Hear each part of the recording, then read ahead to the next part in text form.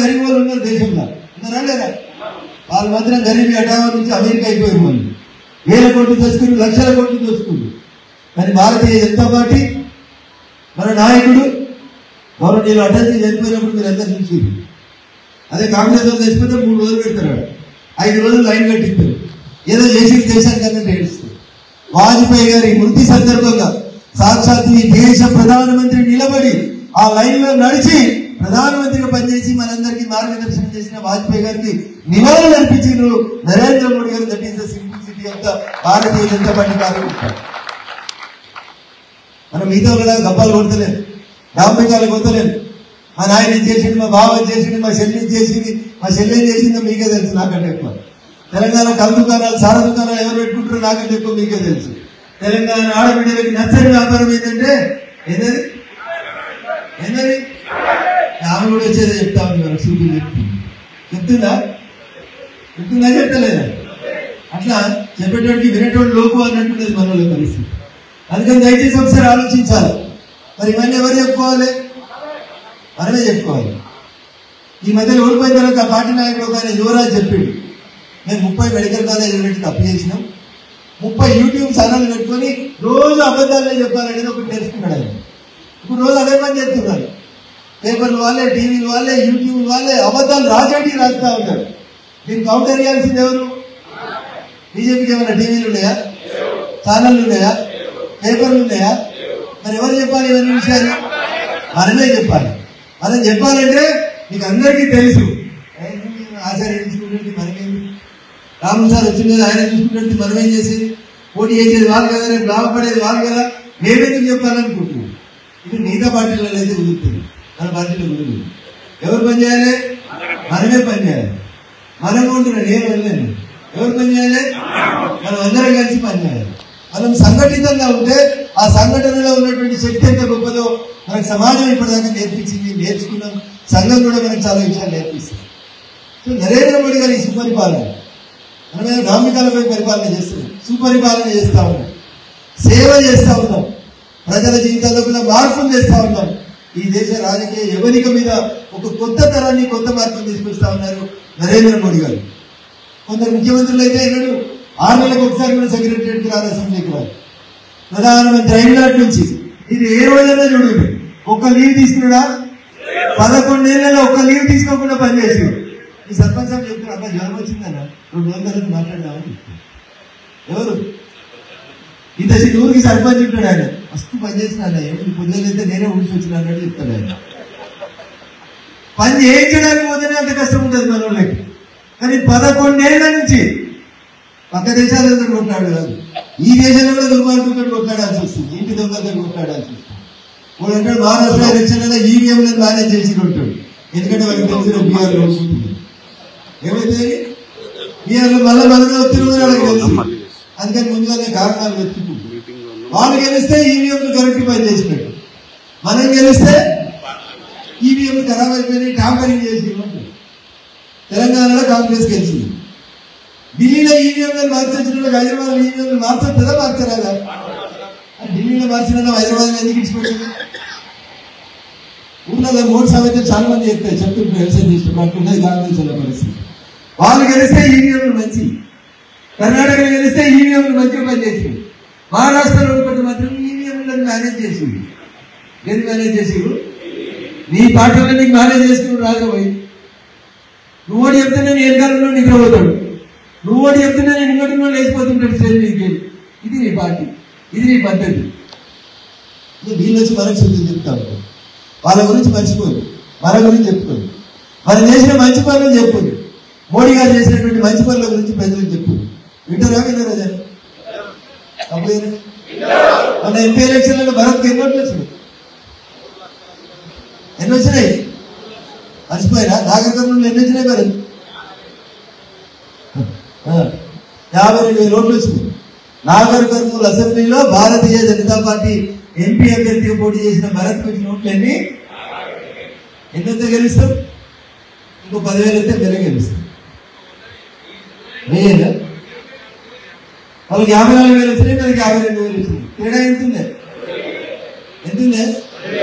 మనం అందరం జై తెలంగాణ అని తెలంగాణ ఉద్యమం చేసినాం.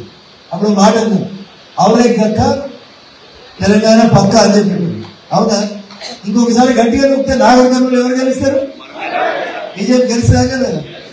నాకు ఇంతనే గెలుపుతాం, వేరే వాళ్ళకి ఇంత గెలుపుతాం అంతేనా? ఈ రోగంలోకి వెళ్ళి మనం బయటికి రావాలి. ఫస్ట్ ఈ రోగం పోవాలి. మనం ఏం గెలవాలి? ఏం గెలవాలి? కమల గుర్తు గెలవాలనే ఆలోచన ఉండాలి.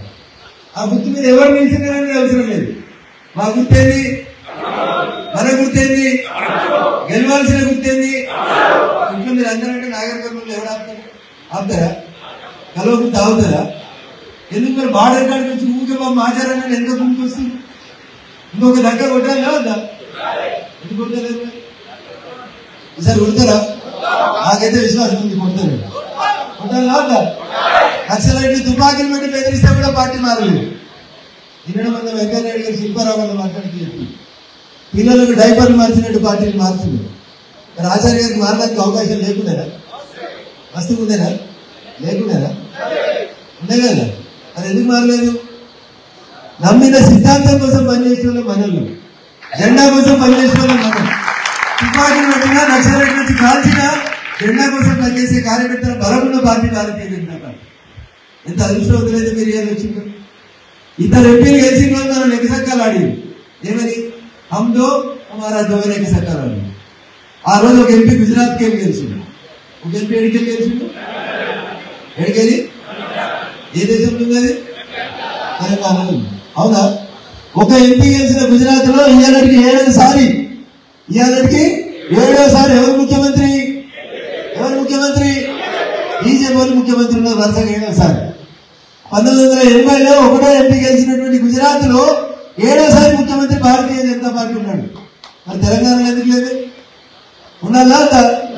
రెండో ఎంపీ గెలిచిన హనుమకొండ జంగారెడ్డి గారు పుట్టిన గడ్డ మీద తెలంగాణలో బీజేపీ అధికారంలోకి రావడానికి ఎందుకు అవస్థ వస్తుందని ఒకసారి ఆలోచించుకోవాలి కార్యకర్తలు అందరం కూడా.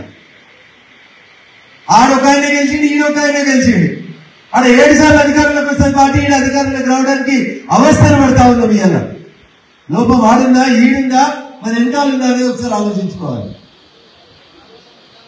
అందరూ చెప్తారు వెనకాలనే ఉందని, మీ వెనుక కూడా ఉందని. లోపం పక్కన ఉన్న నువ్వు కూడా అలకగా బరువు మోసం కష్టమవుతుంది. గుర్తుపెట్టుకో. తిరుపతికి వస్తే 2 మనవి కావాలి, ఒకటి గుండు మనది కావాలి, లేదా 2 కచ్చన్న మనది కావాలి. గుండు మనదైతే ఎక్కువసేపు మంచితే మెడనరాలు వస్తున్నాయని బాగా తెలుస్తుంది. కత్తి మనదైతే అంటే రక్తం కలిసి ఆచారి గట్టికున్నాడు కొడితే కింద పడతానే భయం అని ఉంటుంది. అయితే నెత్తనని కావాలి, లేకపోతే కత్తెన నీ చేతులు ఉండాలి. ఈ 2 ఉంటే నీకు బాధ ఏందో తెలుస్తుంది. అక్కడ పక్కన కూర్చున్న పటేల్ చెప్తే గీక్ ఎంతసేపు ఉంటాడు అంటాడా అన్నాడా? ఎందుకంటే ఆయన వల్ల జల్దీ గుండు కొట్టించుకోవాలి కాబట్టి. అట్లా నాకేంటి అని అనుకునేటువంటి ఇర్రెస్పాన్సిబిలిటీ నుంచి బయటికి రావాలి. మనం బాగుండాలి. ఏముంది మోడీ గారికి దేశంలో? ఏం స్వార్థం ఉంది? ముందు ఒక తల్లి చనిపోయింది, అవునా? మనం అంతిమయాత్ర ఏమంటే ఆగమాగం చేస్తాం ముందంతా. నరేంద్ర మోడీ గారి తల్లి చనిపోయిందనే విషయం బయట ప్రపంచానికి తెలిసేలోపే ఆయనే స్వయంగా దగ్గర ఉండి అంత్యక్రియలు పూర్తి చేసి మధ్యాహ్నం 3 తర్వాత మళ్ళీ అధికారిక కార్యక్రమాలు పాల్గొన్న ఒకే ఒక నాయకుడు ఈ ప్రపంచంగా నరేంద్ర మోడీ. అంత గొప్ప నాయకుడు నాయకత్వంలో పనిచేస్తున్నప్పుడు, పులి నాయకత్వంలో పనిచేస్తే మేకలు కూడా పులులు అయితే ఏం చెప్తుంది? ఏమైతే ఒక అడవిలో నాయకత్వం వహిస్తుంది, పులి వెనకాల 100 మేకలు ఉన్నాయి. ఇంకొక టీంకేమో ఒక మేక నాయకత్వం వహిస్తుంది, మేక వెనకాల 100 పులులు ఉన్నాయి. ఈ 2 ఒక సందర్భంలో ఎదురెదురైంది. ఇటు పులి నాయకత్వంలో మేకలు వస్తున్నాయి, ఇటు మేక నాయకత్వంలో పులులు వస్తా ఉన్నాయి. 2 దగ్గరికి రాగానే ఈ పులిని చూసి ఇక్కడ ఉన్నటువంటి మేక అది ఊరికి పారిపోవడం మొదలుపెట్టింది. నాయకుడు పారిపోతే వెనకాల సైన్యం ఏం చేస్తుంది?